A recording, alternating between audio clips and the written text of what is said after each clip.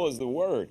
Temperatures finally, even though it's in the upper 30s, it's still running about 7 degrees warmer than we should be, and that's why it should be snow right now. But it feels like it should feel because it's been so mild.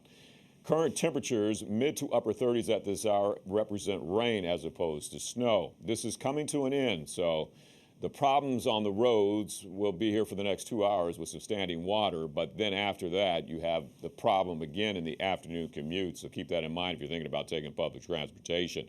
From North Hempstead over to Oyster Bay, City Island, that yellow indicates over there towards 295, heavy downpours. That's some good updrafts and downdrafts. And that will cause some problems on the roads and get you soaked in a hurry if you don't have the umbrella. But the end of the rain is right over there by Rutherford, East Rutherford. As this starts to make it over towards the boroughs, then it starts to dry out in the next hour to two. Snow is to the north of us where cold air resides. Even a flake or two over Long Island right now, but not a big deal.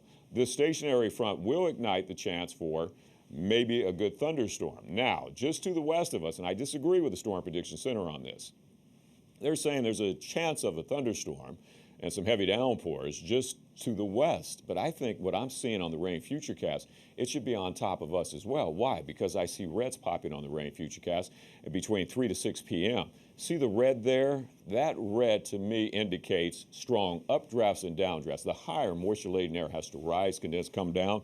It comes down in a hurry if it's about 30,000 feet, and these cloud tops will be about that high, and that means you're going to have some heavy downpours. As quickly as 5, 6 o'clock, it should be almost out of here, but it's just in time for the afternoon commute to make it a mess. So today, I would take the umbrella. Today, if I were thinking about driving as opposed to taking public transportation, I'd probably take public transportation to not have problems between 3 to 6 p.m.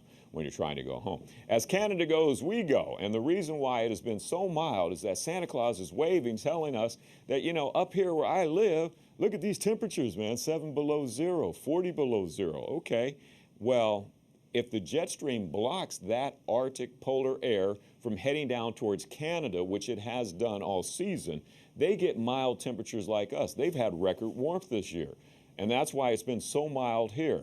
Today, we're getting a little bit of that cold air from Canada, but not much. The temperature high today around 45 to 51 degrees. 45 to 51 degrees today. Colder than yesterday by about 10 degrees.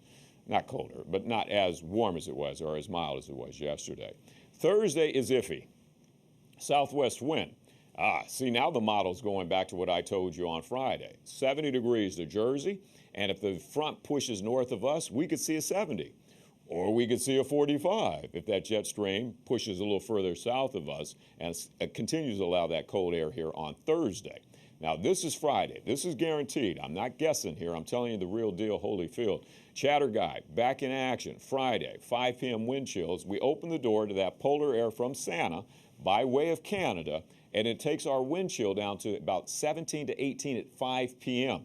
Think about this. Thursday up until midnight, we could see temperatures close to 60 degrees and then dropping in a hurry again by Friday afternoon into the evening hours. 50 today, tomorrow is 47. It's, Alex, it's questionable whether we get a 60, a 70, or a 45, just depending on where that stationary front sets up.